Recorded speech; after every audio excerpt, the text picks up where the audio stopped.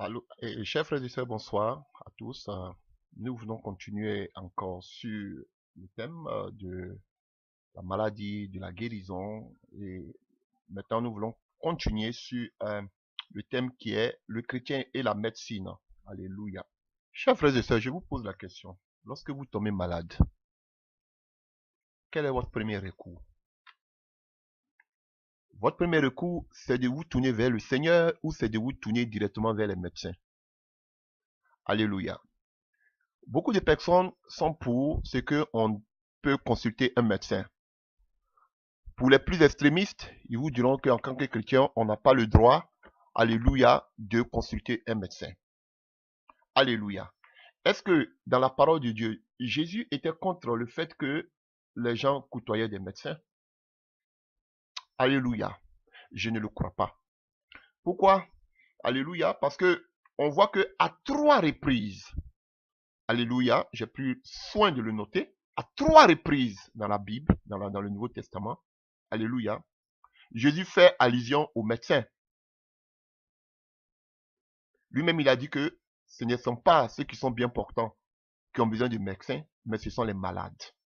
Et nous le voyons dans le livre de Matthieu 9 à partir du verset 12, Marc 2 à partir du verset 1 et Luc 5 à partir du verset 31. Alléluia. Jésus dit que ce ne sont pas les bien portants qui ont besoin de médecins, mais ce sont les malades. Ah, alléluia. Donc, Jésus même, qui s'appelle Jéhovah Rapha, ou Rapha qu'on voit dans le livre d'Exode 15, lui-même, il lui dit que l'homme qui ne se porte pas bien a besoin de médecin. Et qu'il n'est pas vite victoire. Alléluia. Et quand nous allons encore un peu plus loin, qu'est-ce que nous voyons? Nous voyons encore que Paul avait un compagnon qui était aussi médecin. Alléluia. Et on le voit. Et vous pouvez le voir dans le livre de Colossiens 4, à partir du verset 14. Il parle de qu'on appelle de Luc, qui faisait partie, alléluia, qui était chrétien. Il était chrétien, il faisait partie du corps de Christ. Mais il était médecin, Luc. Et c'est Luc qui écrit l'épître, si vous voulez, l'évangile Saint-Luc, l'évangile de Luc. Alléluia. Et c'est le même, quand lorsqu'il écrivait à Théophile, c'est le même encore qui écrit les actes des apôtres. Alléluia. Et là où on voit une coïncidence, c'est que, alléluia, c'est même Luc est en même temps médecin, et c'est lui qui parle des actes des apôtres, alors qu'on sait que le livre des actes des apôtres, c'est là qu'on voit toute la démonstration de la puissance de Dieu, tout le livre de toute la Bible, mais on parle de l'église. Alléluia. Et des signes, des prodiges qui ont accompagné les apôtres. Et c'est un médecin qui relate ses faits. Alléluia. Chers frères. Donc, quel est le rôle du médecin? Est-ce qu'un enfant de Dieu n'a pas le droit de côtoyer un médecin? C'est de tout cela que nous voulons parler, chers frères et sœurs. Pour parler de médecine, alléluia, je ne vais pas faire des cours de médecine ici, je n'ai pas fait 7 ans à l'université, alléluia. Mais pour parler de médecine, alléluia, on sait que le premier savant qui a fait des travaux sur la médecine, c'était un grec, un philosophe, alléluia, qu'on appelait, alléluia, Hippocrate, au 5e siècle. C'est un qui a beaucoup travaillé sur les travaux de la médecine. Alléluia. Et pour ceux qui ont fait la faculté de médecine, je ne sais pas si c'est à partir de 3e année, je ne sais pas, alléluia, mais à partir de ces années-là, pendant qu'ils font les études à l'université, ils apprennent aussi l'anatomie, qui est l'étude du corps, alléluia. Donc, généralement, en fonction de ce qu'ils apprennent à partir de l'anatomie, ils se croient invincibles, ils se prennent comme des dieux. Pourquoi? Parce que, dans les laboratoires d'anatomie, ils peuvent découvrir comment le corps, entre parenthèses, parce que c'est Dieu qui détient le souffle de vie, il peut découvrir comment le corps humain est assemblé, comment, comment le corps humain aussi fonctionne et comment le corps humain meurt. Donc, ce qui produit en eux un certain sentiment d'autorité, d'assurance, de grandeur par rapport aux autres êtres humains. Alléluia. Et c'est pourquoi vous pouvez le remarquer avec tous ceux qui sont des médecins. Ils se croient comme des dieux. Parce que ils peuvent déterminer de quoi vous souffrez. Parce que ils prennent la peine de déchiqueter un corps et puis de voir toutes les parties d'un corps, comment fonctionnent toutes les parties d'un corps. Ils font les études d'anatomie. Alléluia. Pour savoir comment le corps fonctionne, comment le corps est assemblé et comment le corps peut arriver à sa fin. Ils font des études là-dessus.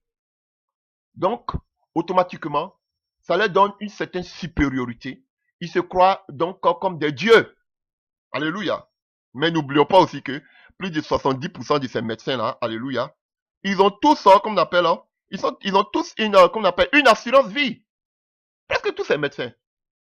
Parce que eux-mêmes, qui se prennent comme des dieux parce qu'ils connaissent l'assemblage du corps, eux-mêmes aussi, ils sont aussi vulnérables. Alléluia. Ce que je voudrais dire aussi, la médecine et la santé, alléluia, ça n'appuie pas sur la parole de Dieu. Ça n'a rien à voir avec la parole de Dieu. La médecine, alléluia, et la santé ne s'appuient pas sur la parole de Dieu. Je vais vous montrer des exemples, on va prendre des passages bibliques. Il y a des chrétiens qui sont des médecins, mais on va donner quel est le rôle du médecin. Alléluia. L'autre ne doit pas usurpater qu'on appelle le rôle de l'autre. L'homme ne doit pas prendre le rôle de Dieu et Dieu ne doit pas prendre le rôle de l'homme. Alléluia. Vous allez comprendre ce que je suis en train de dire. Chers frères et sœurs, vous savez, Satan qui est le prince de la puissance de l'air, selon Éphésiens 2, verset 2, a influencé la société dans laquelle aujourd'hui nous vivons, de telle sorte que, alléluia, que beaucoup, même les chrétiens, les dirigeants religieux, pensent que Dieu que nous adorons est un Dieu incapable, est un Dieu loin, qui est loin de nos réalités quotidiennes, est un Dieu irréel, qui n'a pas la puissance d'intervenir régulièrement dans tous les problèmes que nous avons, comme par exemple les maladies. Alléluia. Et Satan se réjouit de constater que nous considérons notre Dieu comme quelqu'un qui est loin, comme un Dieu qui n'est pas puissant de nous guérir lorsque nous sommes malades. Alléluia. Parce que si nous réalisons que notre Dieu est un être divin, plein, puissant, alléluia, il est capable de nous délivrer, il est capable de nous guérir de toutes nos maladies. La preuve, il y a des maladies qui sont médicalement impossibles de guérir, telles que l'Ebola, telles que le sida, alléluia, l'AVC aujourd'hui qui fait beaucoup de ravages, chers frères et sœurs. Donc, vous voyez, mais Jésus-Christ, Dieu, il guérit toutes les maladies. Et c'est de toutes nos infimités, y compris le sida, y compris le l'Ebola, qui s'est chargé au poteau de la croix. Si nous savons cela, chers frères et sœurs, nous serons encore plus motivés à adorer ce Dieu-là plus sincèrement et à obéir à sa parole. Mais c'est ce que Satan ne veut pas. Voilà pourquoi Satan cherche à maintenir tous les êtres humains dans l'aveuglement. Pour que nous puissions nous empêcher de nous tourner vers le Seigneur et l'obéir. Alléluia. Voilà pourquoi, alléluia, il pousse l'humanité à chercher une autre façon, un autre recours de guérison sans tenir compte de Dieu. Alléluia. Et il a influencé l'homme de telle sorte que l'homme puisse compter sur son propre système, sur son propre raisonnement humain. Alléluia. Tel que la médecine. Ah, je vais vous choquer. Mais est-ce que la médecine vient de Dieu? Je vous dirai non. La médecine vient des hommes. Ah, ils diront, mais que dit cet homme-là? Qu'est-ce qu'il dit? Chers frères, je répète, la médecine ne vient pas de Dieu, mais la médecine vient des hommes. On verra des exemples tout à l'heure. Je vous ai dit une fois dans ma prédication, une des prédications, que quand nous prenons Galates 5, alléluia, à partir du verset 20, 19, on dit les œuvres de la chair sont manifestes, ce sont l'adultère, l'impudicité, l'impureté, la dissolution, l'idolâtrie, la magie. Je vous ai dit que ce mot magie ici, en grec c'est pharmakeia, que vous appelez aujourd'hui pharmacie. Donc, la pharmacie dérive directement de la magie qui s'est passée. Et j'arrive tout à l'heure.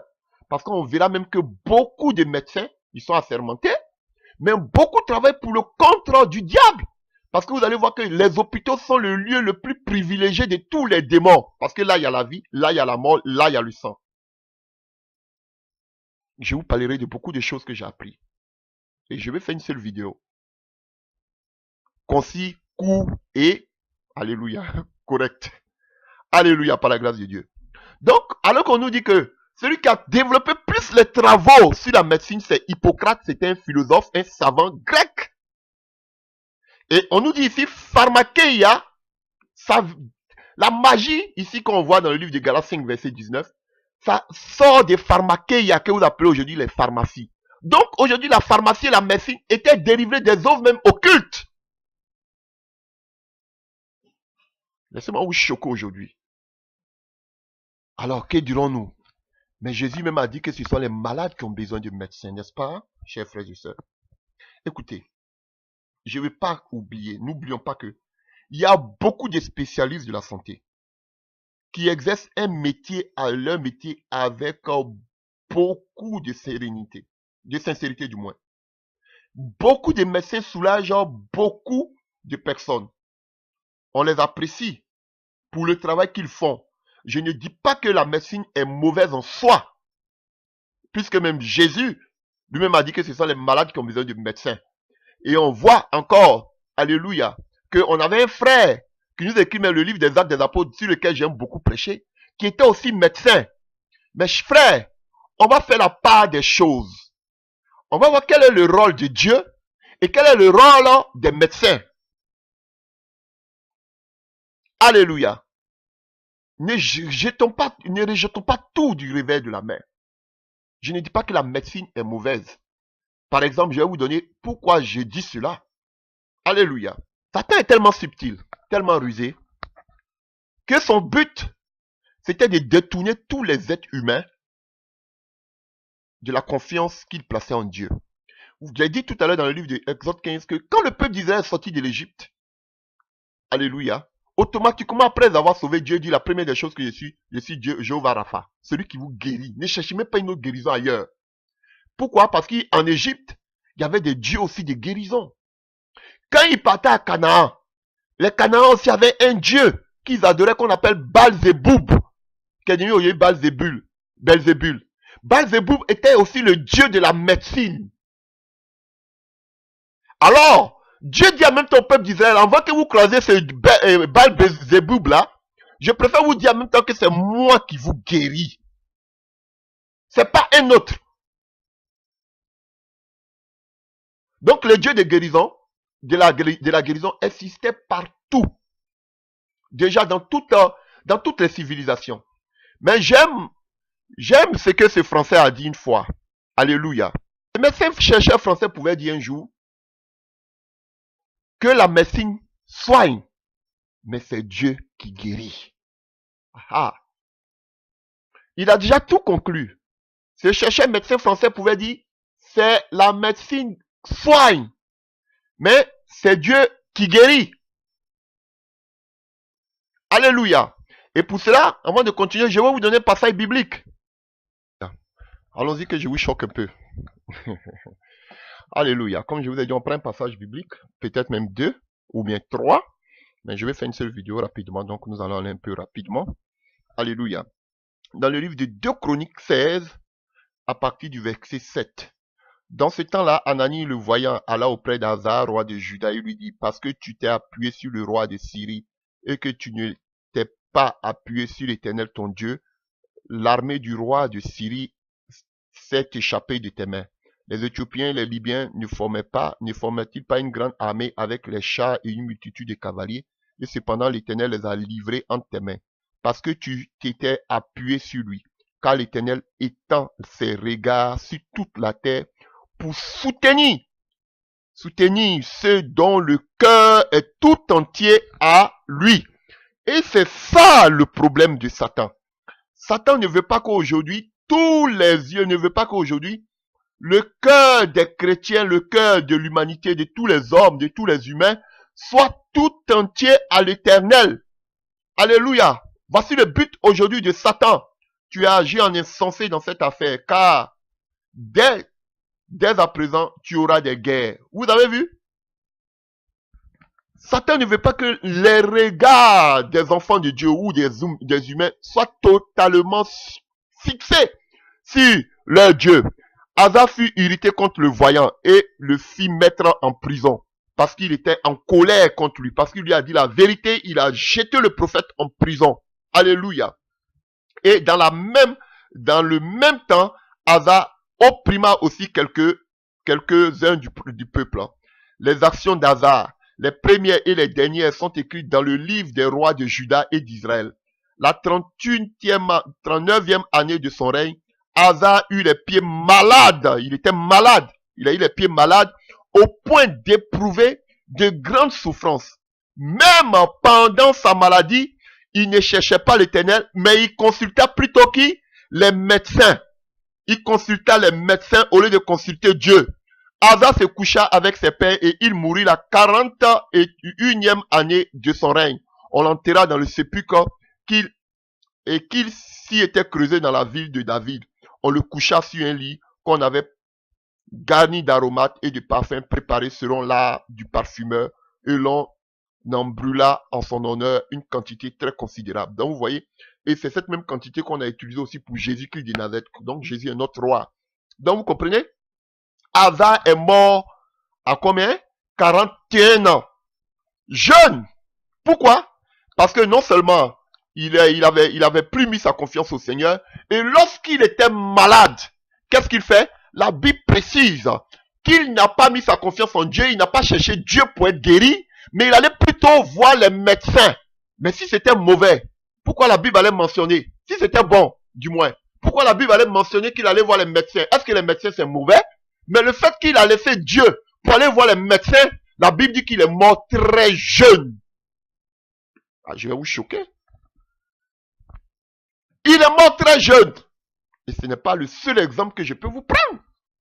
Parce qu'il a laissé le Dieu Jéhovah Rapha qui guérit pour aller voir le Dieu de la médecine. Parce que la médecine ne venait pas de Dieu. Ah, je vais vous dire la vérité. La médecine ne vient pas de Dieu. Alléluia. Satan est fâché contre moi. Mais je vous dis, si je prêche aujourd'hui, c'est pas sa grâce. Parce que Satan voulait en finir avec ma vie. Il m'a raté. Il a détruit toute ma vie. Aujourd'hui, il m'a raté. Ah, mais je vais prêcher je vais prêcher de toutes mes entrailles, de toutes mes tripes. Au nom de Jésus-Christ de Nazareth. Le seul qui m'a enlevé de la galère, le seul qui m'a enlevé de ce trou où je me trouvais. C'est un Dieu merveilleux, un Dieu rempli d'amour. Où je pensais que toute ma vie était finie. C'est là que Jésus est venu donner encore un souffle nouveau à ma vie. Père, je vais prêcher Jésus-Christ jusqu'à ma dernière goutte de sang. Alléluia. Alléluia. Voyons un deuxième exemple. Voyons un deuxième exemple. Si vous pensez que je m'amuse. Alléluia. Prenons encore un deuxième exemple. Dans le livre de 2 Rois 1, à partir du verset 1. 2 Rois 1, à partir du verset 1. On voit que Achab est mort, lui qui était le roi d'Israël, et son fils Akazia, alléluia, règne à sa place sur Israël et Samarie. 2 Rois 1, à partir du verset 1. Moab se révolta contre Israël après la mort d'Achab. Or, Akazia tomba par le treillis de sa chambre haute à Samarie. Et il en fut malade. Il fit partie des messagers et leur dit, allez consulter Baal-Zéboub, Dieu d'Écran. C'est ce que je vous disais. Baal-Zéboub, c'était le dieu de la médecine. Alléluia. Voilà. Allez-y consulter Baal-Zéboub, dieu de Cron, pour savoir si je guérirai de cette maladie. Alléluia. Mais l'ange de l'Éternel dit à Élie le Tishbite, lève-toi, monte à la rencontre des messagers du roi de Samarie et dis-leur, est-ce que parce qu'il n'y a point de Dieu en Israël que vous allez consulter Baal-Zéboub, dieu de Cron et dieu de la médecine? C'est pourquoi ainsi parle l'Éternel, tu ne descendras pas du lit sur lequel tu es monté, car tu mourras. Et Élie s'en alla. Les messagers retournèrent auprès d'Akazia et lui dit, pourquoi revenez-vous? Il lui répondit, un homme est monté à notre rencontre et a dit, retournez vers le roi qui vous a envoyé et dites-lui, ainsi parle l'Éternel, est-ce que parce qu'il n'y a point de Dieu en Israël que tu envoies consulter Baal-Zéboub, Dieu de Cron, c'est pourquoi tu ne descendras pas du lit sur lequel tu es monté, car tu mourras.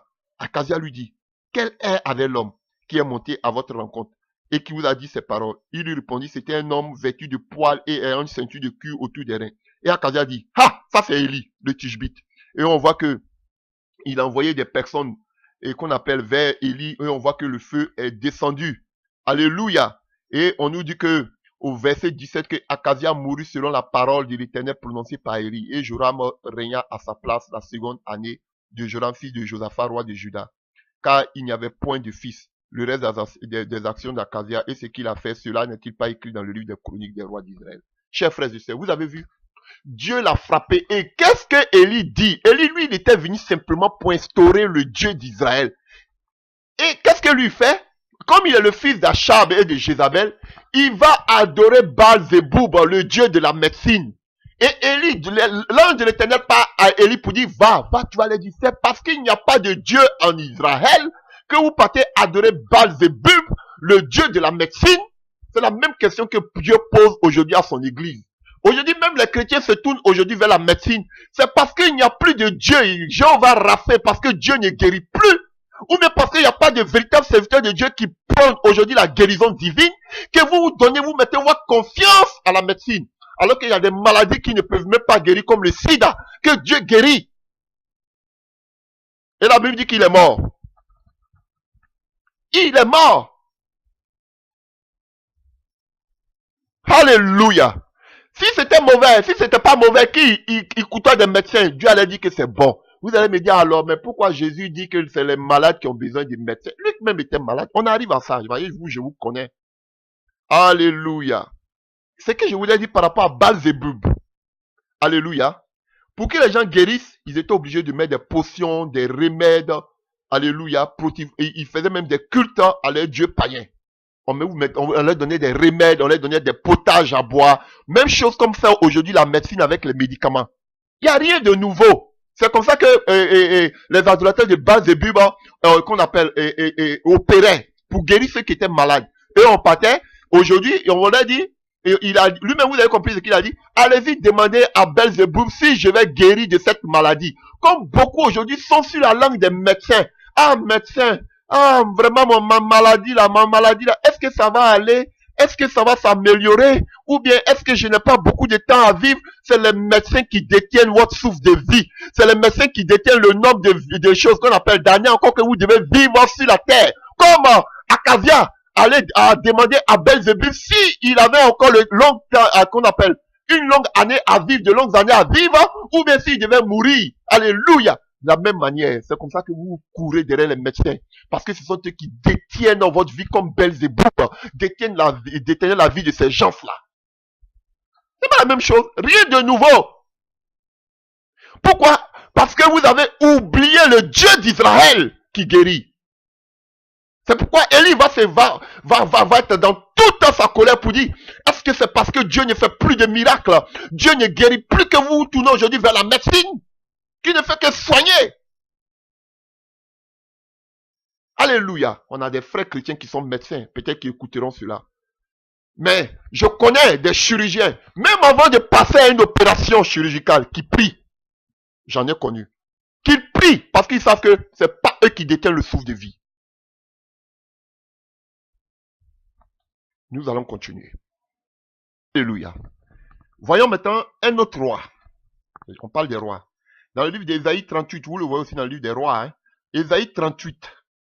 à partir du verset 1, on nous parle d'un personnage qui a participé à un grand réveil, lui et Josias en Israël. Il s'agit d'Ézéchias. Alléluia. Ésaïe 38. En ce temps-là, Ézéchias fut malade à la mort. Vous avez compris, on dit qu'il était malade près de la mort. Il était dans une vie d'attrépante entre la vie et la mort. Alléluia. Le prophète Ésaïe, fils d'Amoth, vient auprès de lui et lui dit, ainsi parle l'Éternel, donne tes ordres à ta maison, car tu vas mourir et tu ne vivras plus. Comme les médecins vous disent aujourd'hui, vous allez mourir, vous n'allez plus vivre. Ah, le cancer que tu as, c'est un cancer généralisé, un cancer vraiment qui a... Alléluia, tu n'as plus longue vie. Alléluia. Donc, vraiment, c'est fini. Il te reste peut-être, dis adieu à tes frères et soeurs, à tes enfants. Il te reste d'ici la fin de l'année, tu vas mourir. Et les gens ils sont meurtris, ils sont malades parce que le médecin a dit ces genres de choses. Chers frères et sœurs, je vais parler. Alléluia. Donc, c'était le cas ici. Et Ézéchias tourna son visage contre le mur et fit cette prière à l'Éternel. Ô Éternel, souviens-toi que j'ai marché devant ta face avec fidélité et intégrité de cœur, et que j'ai fait ce qui est bien à tes yeux. Et Ézéchias répandit d'abondance l'âme. Puis la parole de l'Éternel fut adressée à Isaïe en ces mots. Va et dis à Ézéchias, ainsi parle l'Éternel, le Dieu de David, ton père. J'ai entendu ta prière, j'ai vu tes larmes. Voici, j'ajoute à tes jours 15 années, et je t'ai délivré, toi et cette ville, de la main du roi d'Assyrie. Je protégerai cette ville, et voici de la part de l'Éternel le signe auquel tu connaîtras que l'Éternel accomplira la parole qu'il a prononcée. Je ferai reculer de 10 degrés en arrière avec le soleil l'ombre des degrés qui est descendu sur le degré d'Akaz.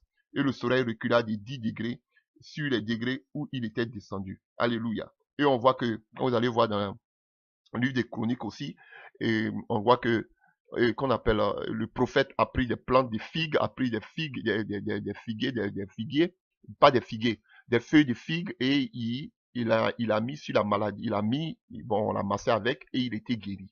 Chers frères et sœurs, voici, contrairement à ces deux autres rois, voici le roi Ézéchias qui était malade à la mort. Mais il ne s'est pas tourné vers les médecins, mais il s'est tourné vers Dieu, et Dieu l'a guéri, Dieu lui a donné encore 15 années de vie. Ce qu'un médecin ne pourra pas faire. Les médecins vous diront toujours que, ah, peut-être il te reste quelques jours à vivre, ou bien quelques temps à vivre, mais ils ne pourront jamais allonger le nombre de vies, le nombre d'années, le nombre d'années de vie encore si votre, quoi est-ce que je peux dire? Il ne peut pas ajouter encore des années sur les années de vie qui vous restent. Alléluia. Mais le Seigneur le fait. Il vous guérit et encore, il vous ajoute des années encore à vivre. Seul Dieu peut le faire. C'est que la médecine ne fera jamais. Alléluia. Donc vous avez vu trois exemples de trois rois différents. Deux rois qui se sont appuyés sur la médecine, qui sont morts, parce que Belzéboul, c'est le dieu de la médecine. Et un qui s'appuyait sur Dieu, il a été guéri et il a eu encore des années de vie. Chers frères et sœurs, c'est ça la vérité. Alléluia. Et on voit dans le livre de Luc 8, on voit l'histoire de la femme qui avait la perte de sang. Elle a dépensé tout son argent chez les médecins, mais elle n'a pas pu être soulagée. Mais il lui a fallu seulement besoin de mettre sa confiance en l'Éternel. Elle dit, sa foi, si je touche seulement la pente de sa robe, je serai guéri. L'argent qu'elle a dépensé pendant des années, les médecins ne pouvaient pas guérir une perte de sang continuelle. Le sang coule à longueur de journée. La médecine ne peut pas guérir ça. La médecine ne peut pas guérir sida. Alléluia. Mais elle, le fait seulement qu'elle a touché la pente de la robe de Jésus-Christ, à l'instant, elle fut guérie. On va parler de la guérison divine. Comment on peut constater une guérison divine? Tous on va parler de ça. Alléluia. Vous allez voir les gens les plus éduqués, comme eux-mêmes le disent. Les gens, les riches, les plus grands de ce monde. Vous allez les voir. Ils vont jamais se tourner vers Dieu lorsqu'ils sont malades. Mais ils vont se tourner vers qui? Belzébub. Belzébub. Alléluia. Ils vont se tourner vers la médecine, la science. On va leur donner les pilules. On va leur donner les médicaments. Alléluia. Et souvent, ils vont vous dire, on dit de quoi tu souffres? Oui, j'ai une tumeur là. Ou bien j'ai, oh oui, ben, oui, j'ai une cirrhose de foie là. Vous comprenez? Voilà, parce que pour eux, Dieu, oh, c'est dingue. Mais ils mettent la confiance en la médecine. Les Occidentaux mettent plus la confiance à la médecine. Car c'est Dieu. Alléluia. C'est vrai qu'aussi en Afrique, il y a aussi beaucoup de dérives avec ces faux prophètes qui promettent guérison en longueur à tout bout de rue, de champ. C'est qu'on ne voit pas. Alléluia. Voilà. Donc, voilà, faisons beaucoup attention. Alléluia. Ne prenons pas un seul parti. Voilà. Chers frères, avant de parler d'un peu du côté négatif de la médecine, parlons un peu de quelques qualités. Il y a des gens qui font des cours. Oui. Mais est-ce que... Donc, quel est donc le rôle du médecin? Est-ce qu'aller voir un dentiste, c'est un péché? Chers frères et sœurs, je ne crois pas. Alléluia. Quand vous prenez, alléluia, Luc 10 par exemple, alléluia, à partir du verset 34, on nous donne un bel exemple de ce que doit faire un médecin. Alléluia. On parle du bon samaritain. On voit un exemple ici. On nous dit que quoi? À partir du verset 33 de Luc 10. Mais un samaritain qui voyageait, étant venu là, fut ému de compassion lorsqu'il le vit. Il s'approcha et banda ses plaies, et il versa de l'huile et du vin. Puis, il le fit monter sur sa propre monture. Alléluia. C'est vrai que de façon spirituelle, cela a une autre signification, une autre interprétation. Mais de façon thématique, si on veut le dire, alléluia, on voit déjà le rôle d'un médecin ici. Vous voyez, bander les plaies. Un médecin peut le faire. C'est pas Dieu qui va descendre pour venir bander vos plaies. Même si je sais que Dieu fait ce miracle. Une plaie à l'instant, elle peut guérir. Il est Dieu. Mais bander une plaie, un médecin peut le faire. Je ne dis pas que les médecins sont tous mauvais. Alléluia, il y a beaucoup de médecins qui soulagent. Alléluia, beaucoup de personnes. Mais mon problème, c'est de ne pas s'appuyer sur la médecine, mais de s'appuyer plutôt sur Dieu. Parce que beaucoup, lorsqu'ils sont malades, se tournent directement vers la médecine au lieu de se tourner vers Dieu. Lui qui est l'auteur de la guérison. Alléluia. On va voir ce que signifie soso lorsqu'on va parler de la guérison divine. Alléluia. Vous comprenez? Donc, on voit ici le rôle que peut faire le rôle d'un médecin. Il peut bander les plaies. Ce n'est pas mauvais. Il peut soulager. Vous voyez? Il a mis sur la monture. Il peut aider. Voici le rôle d'un médecin. Alléluia. Il y a plusieurs choses qu'un médecin peut faire. Dans ce que je viens de dire, on voit que, on a vu Acasia tout à l'heure. Il est tombé du treillis. Il était malade. On a vu que ses pieds étaient enflés.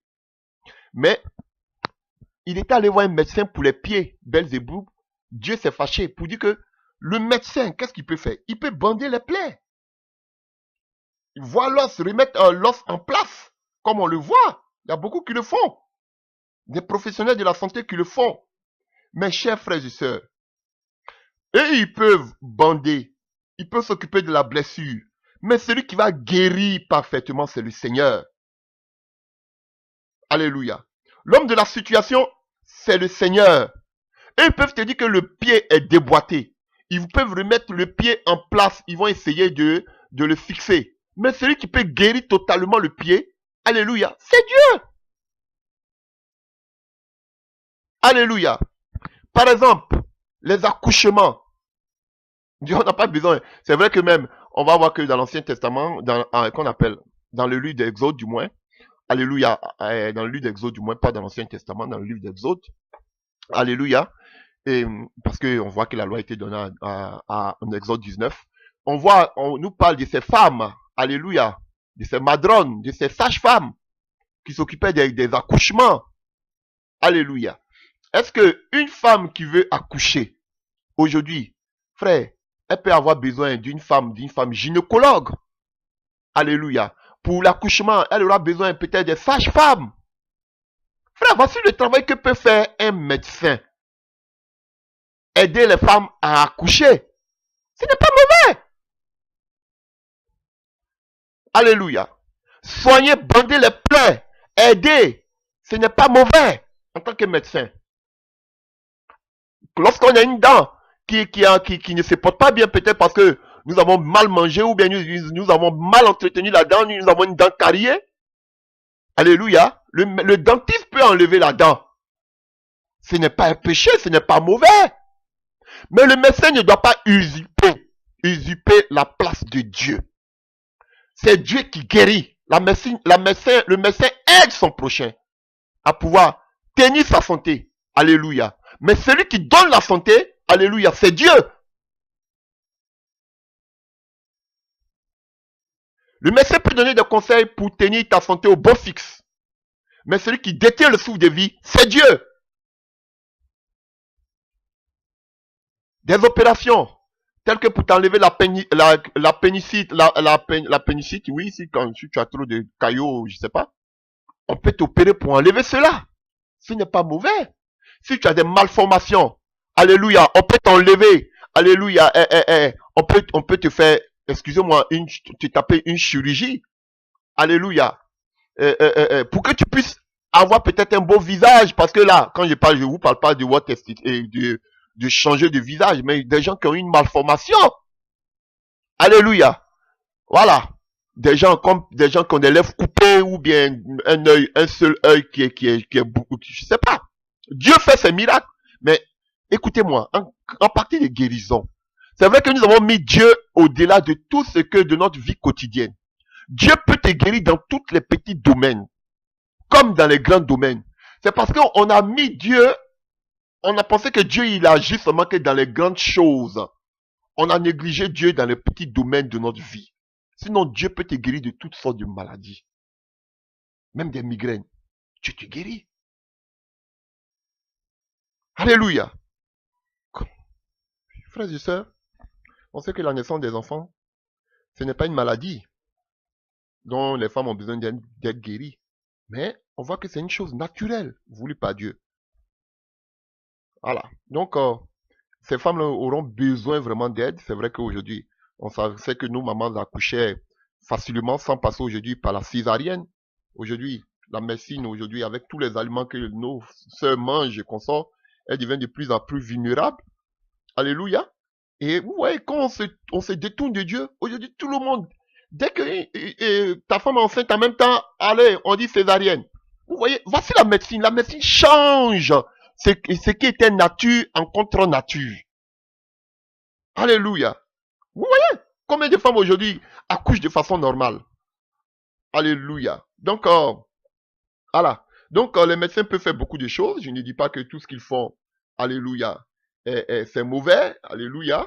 Il y a des opérations, alléluia, des brûlures graves qui peuvent soigner. Il y a des hémorragies internes qui peuvent arrêter. Alléluia. Voilà. Le dentiste peut enlever ta dent. Alléluia. Mais le médecin doit connaître ses limites. Le médecin doit savoir que c'est Dieu qui guérit. Alléluia. Le médecin ne fait que soulager, chers frères et sœurs. Voilà. Donc, chers frères et sœurs, lorsque vous avez une maladie, ne courez pas automatiquement chez un médecin. Alléluia.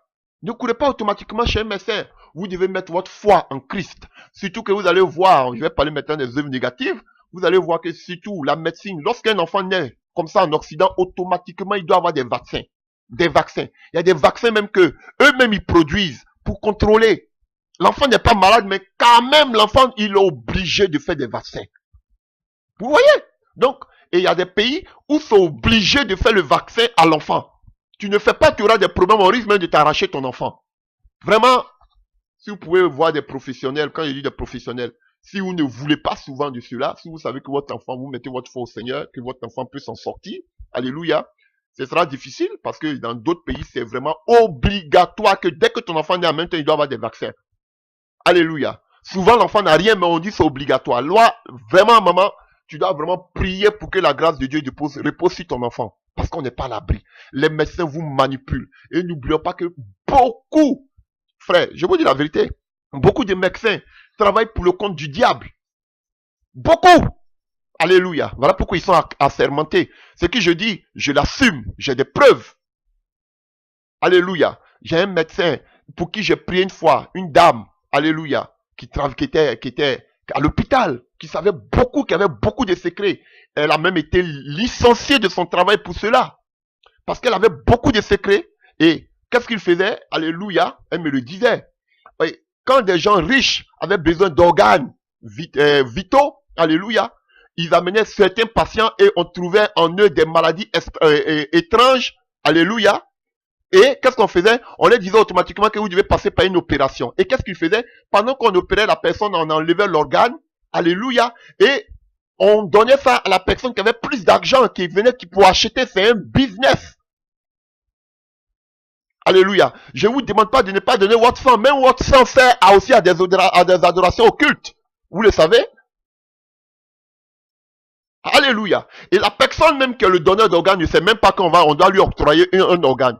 On le laisse là, on le laisse là, on le bourre de médicaments et on le laisse là, on le laisse là. On dit tu souffres, on trouve une autre maladie hors du mal même qu'il a et on lui dit que tu dois être opéré. Pendant qu'on le paie, on lui extrait un organe qui va servir à une autre personne qui a acheté. Elle a dit qu'elle était victime comme ça. Un jour devant elle, une jeune fille comme il parle beaucoup, une jeune femme qui était là, qui avait beaucoup d'argent avec ses parents. Elle a dit aujourd'hui, ah tu fais quoi ici? Elle a dit que non, aujourd'hui je dois avoir un organe. Alors de qui? Elle savait que dans l'hôpital on devait opérer. Et puis la plupart c'était un noir. Excusez-moi, je ne veux pas faire du racisme. Alléluia. Ah bon? Oui. Et comment ça va se passer? Mais comment? Elle dit oui, je sais qu'on dit que le monsieur qui est là-bas, on doit lui enlever chaud pour lui le donner. Et elle lui a dit. Et qu'est-ce qu'elle a fait? Elle a empêché que cela se produise. Parce qu'elle a dit, pendant que tout le monde était distrait, elle a dit, prends tes bagages, va à la maison, sinon tu es un homme mort. C'est elle qui m'expliquait. Elle me disait que tu vois dans les hôpitaux, toujours en bas qu'on appelle au sous-sol, les hôpitaux ont toujours un sous-sol. Lorsqu'il y a des cadavres, c'est là-bas qu'on les met. Et dès que quelqu'un est mort, automatiquement, qu'est-ce qu'on fait? Avant même que les parents ne viennent, on lui octroie des organes. Tout cela, elle me le disait. Je dis, mais comment ça se fait tant que les parents ne voient pas cela? Elle me dit, ah, maintenant la médecine a évolué. Je lui ai dit, comment, explique-moi. Elle me dit, tu vois, on l'enlève avec le laser, juste en bas des aisselles. Des aisselles. On fait une petite opération là, on enlève les organes à partir des aisselles et on le recoue au laser. Personne ne peut savoir qu'on a enlevé un organe. Ah, frère, je vous dis des choses qu'elle me rencontrait. Je lui ai dit comment? Elle a dit oui, ça s'est fait. Donc, elle a tellement combattu pour les gens qu'on était obligé de la virer. Ça s'est fait dans les hôpitaux. Parce que vous ne voulez pas mettre votre confiance en Dieu. C'est lui qui a créé l'être humain. Il connaît presque tous les parties du corps. Plus des 600 parties du corps. Dieu les connaît. Jéhovah Rapha. C'est lui qui te guérit. Qu'est-ce que vous pensez? La première des choses, quand vous venez, automatiquement, on prend votre sang. Si je vous dis la vérité, souvent ce sont des mystiques. Et si la vie se trouve dans le sang, nous dit Lévitique. Et souvent, si tu n'es pas assis dans la prière, seulement que par ton sang qu'ils ont retiré pour te faire qu'on appelle, pour l'injection, ils t'ont retiré le sang pour faire des analyses, tu peux avoir des attaques occultes. Ah, vous ne savez pas? Jouez. Jouez. Même vos enfants. Quand vos enfants naissent à l'hôpital, faites attention, ne laissez pas vos enfants entre les mains du médecin pour dire que oui, ils sont en sécurité entre les mains du médecin, je peux partir. Vous ne savez pas quel traitement on fait sur les médecins. Plein de médecins travaillent pour le compte de Satan. Ils peuvent même vendre l'enfant même au diable, sans que vous les fassiez marquer l'enfant du signe du diable. Ce n'est pas de la fiction que je suis en train d'annoncer, c'est des choses spirituelles que je vous annonce, qui se passent dans ces hôpitaux. Faites attention. Ne laissez pas comme ça vos enfants. Vous n'avez pas la vision pour que Dieu vous ouvre les yeux lorsque vous êtes dans les hôpitaux pour voir des choses. Alléluia. Vous savez les médicaments, combien de fois les médicaments détruisent. Les médicaments tuent plus qu'ils ne guérissent. Ceux qui étaient vos sauveurs sont devenus aujourd'hui vos assassins. Alléluia. Eux-mêmes, ils disent qu'ils donnent la vie aux gens. Ils gardent la vie des gens. Ils vous enlèvent de la maladie. Alors qu'eux-mêmes, ils ont des assurances vie, assurances maladie. Alléluia. Vous savez combien de personnes meurent aujourd'hui parce qu'on leur donne des médicaments qui ne sont pas compatibles à leur corps, des médicaments qui ne sont pas compatibles à la douleur qu'ils ont. Combien de personnes sont hospitalisées parce qu'on leur donne des faux médicaments. Ils sont sous médicaments. Et elle me donne encore un autre secret. Vous savez que lorsqu'on fait des médicaments, ils ont tué des cobayes ici qui mettent ces médicaments. Il y a des gens qui viennent de façon volontaire, qui viennent pour qu'on applique ces médicaments sur le corps pour voir si ça va agir ou bien ça va pas agir. tout ce qui vient comme qu'on appelle un effet secondaire, ils vous font signer un papier, on vous donne de l'argent et tu prends ce médicament, si tu meurs, tu es mort. Elle m'expliquait tout ceci. Je ne pensais plus que pour enlever les organes, on a besoin de faire qu'on appelle qu'on appelle une grosse opération sur le ventre que tout le monde va voir. Non, elle s'est dit que c'est au laser, sous les aisselles que ça s'est fait. Moi, je ne l'ai jamais su. Elle dit, attention quand vous partez dans les hôpitaux. Parce que déjà, quand vous venez, on vous voit déjà, il y a des hôpitaux, mais qui sont reconnus ici, je ne vais pas dire le pays, qui sont reconnus. Alléluia. Déjà, quand tu arrives là, on sait que là, on prend les organes pour donner aux hommes les plus riches. Amusez-vous. Vous êtes là seulement. Peut-être même que vous ne souffrez même pas d'une douleur. Ils vont créer une douleur. Et on vous enlève l'organe. Beaucoup travaillent pour le culte, pour les œuvres occultes. Où ils prennent tout ce sang pour adorer le Saint, à part les sacrifices humains. C'est dans les hôpitaux. Alors pourquoi? Quelqu'un qui a un don de guérison, à qui Dieu permet d'aller prier pour les malades. Ma soeur, mon frère, si tu n'es pas assis dans la prière, ne t'aventure même pas dans ces hôpitaux. Parce que c'est un lieu de combat spirituel, je te dis la vérité. En tout cas, prie ton Dieu avant de mettre les pieds là-bas. Parce que tu vas enlever les armes dans le camp de l'ennemi. Beaucoup sont devenus maintenant des esclaves des médicaments. Des chrétiens, mais tu vas voir, ça c'est ma boîte à pharmacie. Tu ouvres comme ça leur armoire, remplie de médicaments. Je vous dis, les médicaments même qu'on vous donne, maintenant qui vous détruisent même le corps, qui vous donnent même des cancers. Alléluia. Alléluia. Comment ça se faisait que nos mères dans le passé ne pouvaient même pas mettre pied à l'hôpital, mais à 9 mois elles accouchaient. Bon, quand je vais parler de nos mères, vous allez dire, regardez dans la Bible, regardez toutes ces femmes qui accouchaient sans consulter un médecin jusqu'à ce qu'elles accouchent. Pourquoi c'était normal et que vous, à votre temps aujourd'hui, ce n'est plus normal? C'est à cause du péché. C'est parce qu'aujourd'hui, on s'est tourné vers Belzéboub, le dieu de la médecine. Pourquoi aujourd'hui, les femmes qui accouchaient de façon naturelle ne peuvent plus accoucher de façon naturelle? Un petit problème. Oh, j'ai peur. Je veux qu'on me fasse la césarienne. Alléluia. Voyez, vous dépendez de la médecine. L'enfant a un petit bobo, peut-être il a une attaque occulte, automatiquement médecin. Alléluia. Les gens, combien de personnes ici, ils ont des attaques par rapport aux œuvres occultes? Ou bien, combien aujourd'hui, regardez, combien d'asiles psychiatriques se trouvent aujourd'hui en Occident? Des asiles psychiatriques. Ils sont remplis, alors qu'au nom de Jésus seulement, ils sont libérés de ces démons-là. Mais ils sont remplis, on les remplit. Déjà, en Europe, quand ton enfant, on voit que ton enfant est un peu trop nerveux. Alléluia. À l'école, on voit que ton enfant, déjà, il est un peu trop agité. Qu'est-ce qu'on lui fait? On lui donne des médicaments. On dit il est un peu trop agité. Donnons-lui un peu de médicaments pour qu'il se calme. C'est comme ça qu'ils détruisent la vie de beaucoup, de milliers de personnes.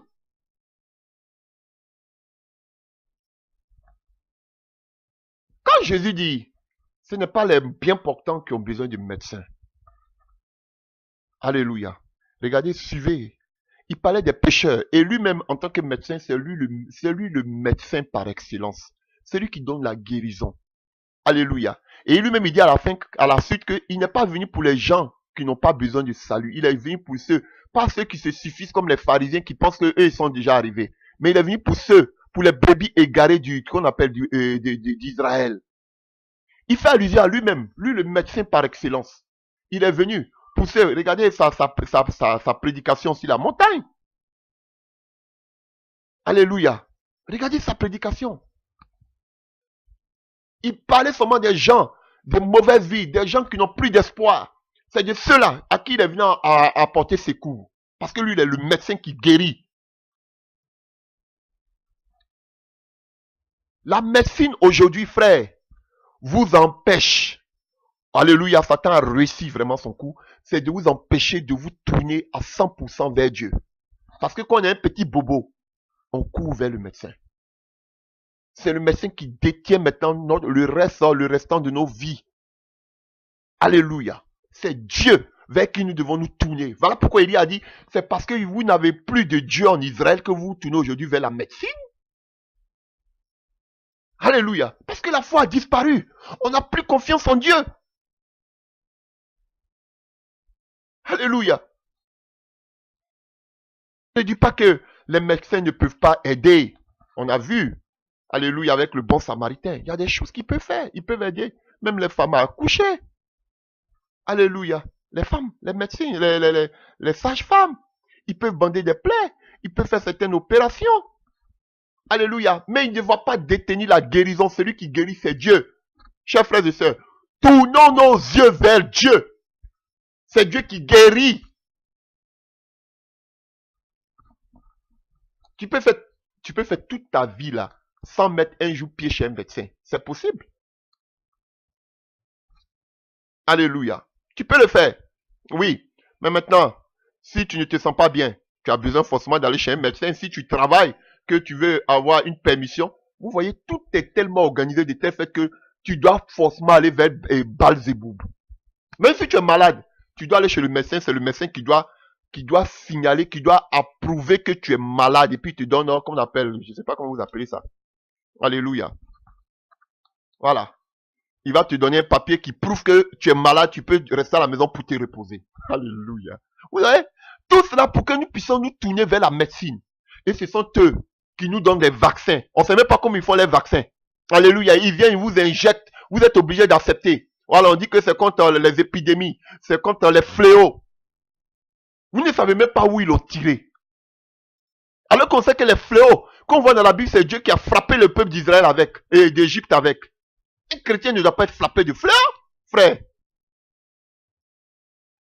Et eux, au lieu les fléaux frappent, au lieu de se tourner vers Dieu pour se repentir, ils disent non, nous-mêmes on crée un vaccin. C'est comme ça on vous éloigne de Dieu. De ce qui fait que les chrétiens n'ont plus foi en Dieu. Parce qu'ils ont un autre Dieu qui est la médecine. Et ils ont réussi le coup. Combien de chrétiens ont des médecins particuliers là? Combien? Alléluia. Si tu es un chrétien comme Luc, regardez Luc, il était médecin. Mais Luc, alléluia, c'est Paul même qui dit que notre frère est médecin. Sinon Luc lui-même, la puissance de Dieu qu'il a vu, tout ce qu'il rencontrait. Mais frère, tu as la chair de Paul.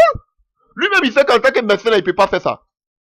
Il rencontre tous les miracles, les guérisons dans le livre des Actes des Apôtres. C'est Luc qui rencontre un médecin. Parce que lui, c'est que le médecin qui est dans le livre des Actes des Apôtres, qu'on appelle Jésus, c'est qu'il faisait là. Lui-même, médecin qu'il a étudié là, il ne peut pas. Voilà. Pour vous confondre. Il pouvait dire que c'est un médecin, il pouvait dire, oh, ça c'est des fictions. Mais lui-même, le médecin, il écrit. Il écrit un livre en Luc. C'est pas Luc même qui dit. Luc 10, verset 19. Alléluia. Je te donne la puissance de marcher, que si toute la puissance des œuvres des ténèbres, et rien ne pourra te nuire. Alléluia. Voici. C'est pas tout ça, c'est pas Luc qui écrit ça. Attends, c'est un médecin? Attends, je prends là.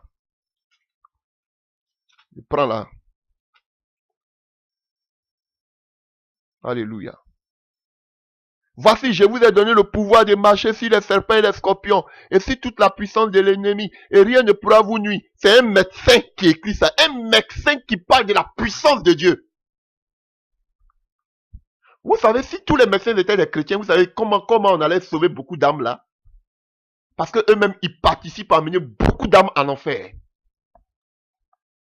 Je vous dis. Parce que beaucoup de médecins travaillent pour les œuvres occultes. La plupart d'entre eux sont des occultistes.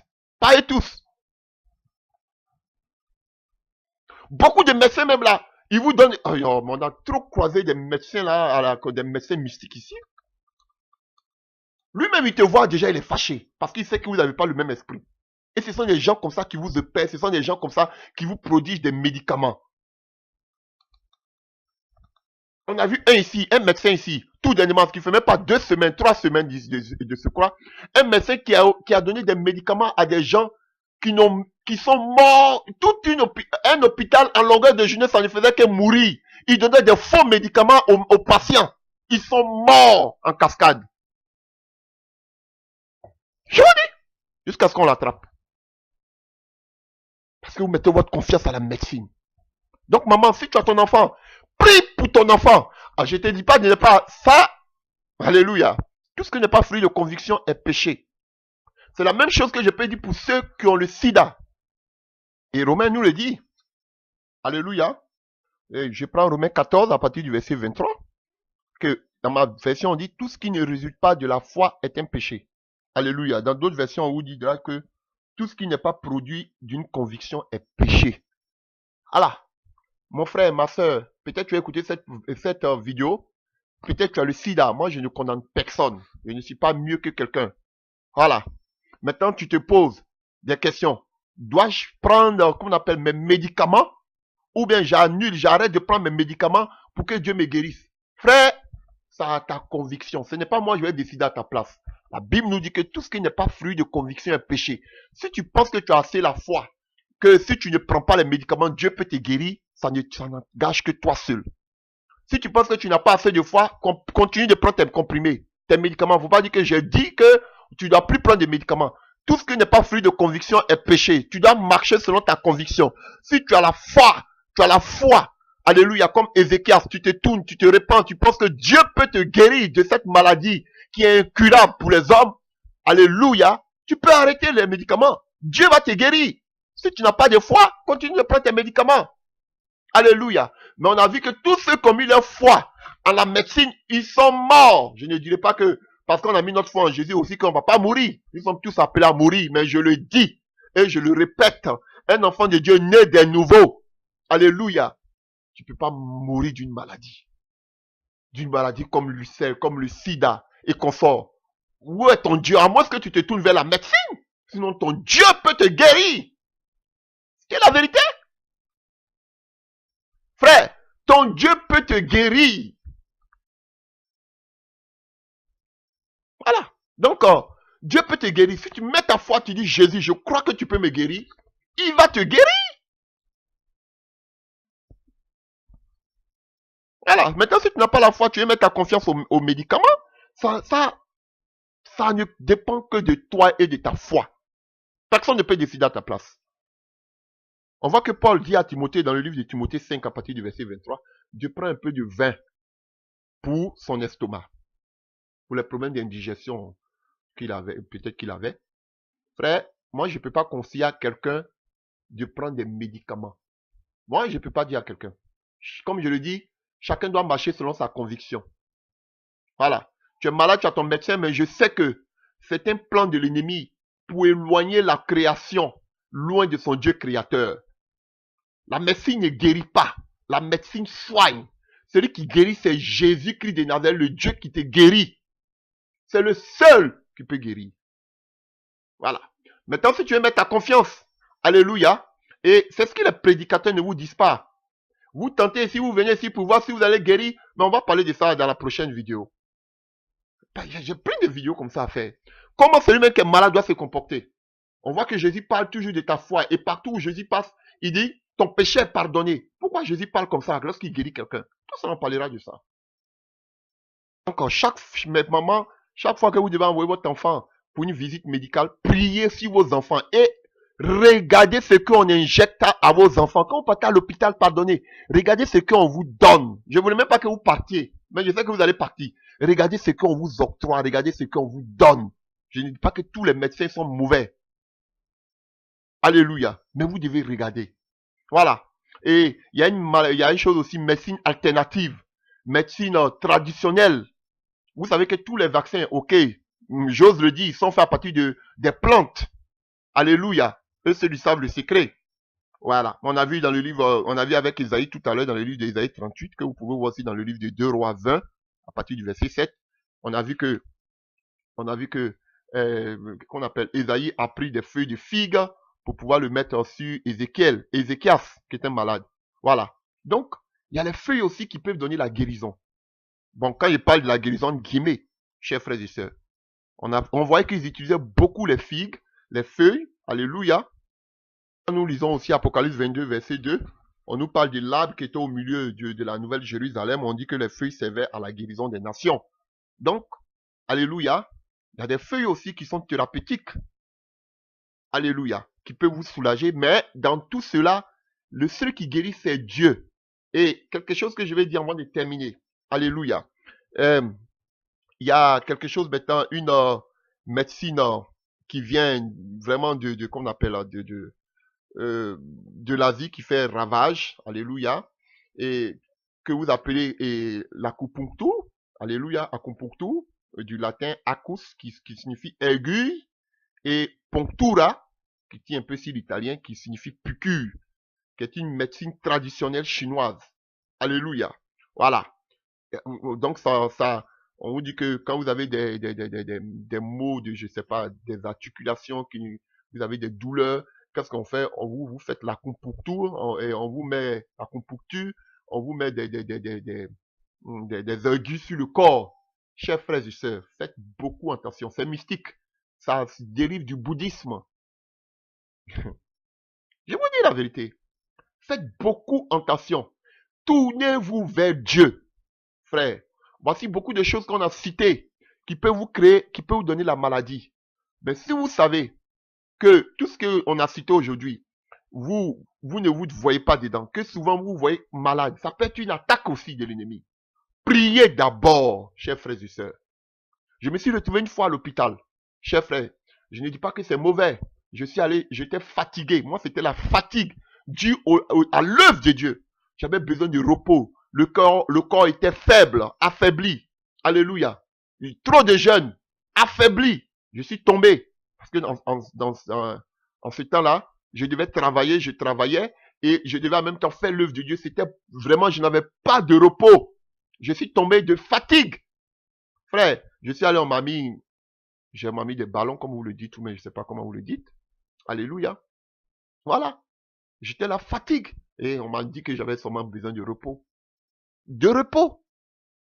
Voilà. Donc, moi, l'hôpital m'a servi pour me reposer. Parce que s'il était dehors encore, les chrétiens encore allaient se pointer. Faut prier pour nous. Donc là-bas, l'hôpital au moins m'a aidé à me reposer un peu. Voilà. Je ne suis pas allé parce que j'étais malade de quelque chose. J'avais besoin seulement de repos. Voilà. Donc, chers frères et sœurs, je ne dis pas que le travail du médecin est complètement diabolique, mais je dis la médecine ne vient pas de Dieu. Voilà. Et si on a des chrétiens, on peut être médecin et s'appuyer sur Dieu pour pouvoir avoir la sagesse, la connaissance, pour pouvoir aider ceux qui sont malades. Parce que ceux qui sont malades, ce pas des chrétiens. Je parle des chrétiens aujourd'hui. De ceux qui se disent chrétiens. Ils doivent apprendre à compter sur Dieu. Et non sur la médecine des hommes. Parce que la médecine vient des hommes. C'est ce que je suis en train d'enseigner. Mais ceux qui sont malades la plupart du temps dans les hôpitaux, la plupart, il y a beaucoup qui ne sont pas des chrétiens. Alléluia. Voilà. Donc, mon but aujourd'hui, c'est d'encourager tous les frères et sœurs, tous ceux qui se disent chrétiens, à avoir confiance à Dieu lorsqu'ils ont un petit bobo, de ne pas courir automatiquement chez un médecin. Alléluia. Parce que nous avons le médecin, parce que c'est une sorte aussi d'idolâtrie. C'est laisser votre Dieu, qui s'appelle, que le Dieu Jéhovah Rapha, qui guérit, pour courir encore vers Belzéboul. Pour courir encore, comme on appelle, vers la médecine grecque. Alléluia. Voilà. C'est ce que je suis en train de dire. Il y a des choses maintenant, il y a des pays où c'est obligatoire de faire des vaccins pour les enfants. Alléluia. Si vous pensez que vous ne voulez pas que votre enfant, qu'on appelle, reçoive des vaccins, je ne sais pas comment vous allez le faire. Priez le Seigneur en tout cas. Peut-être pour ne pas que ces vaccins puissent avoir de l'effet sur la vie de vos enfants, ou même pour ne pas que peut-être ils ne puissent pas faire du vaccin à vos enfants. Mais je doute fort parce qu'il y a des pays où c'est obligatoire. Dans tous les cas, chers mères, priez pour vos enfants. Alléluia. Voilà. Donc, ayez confiance en Dieu.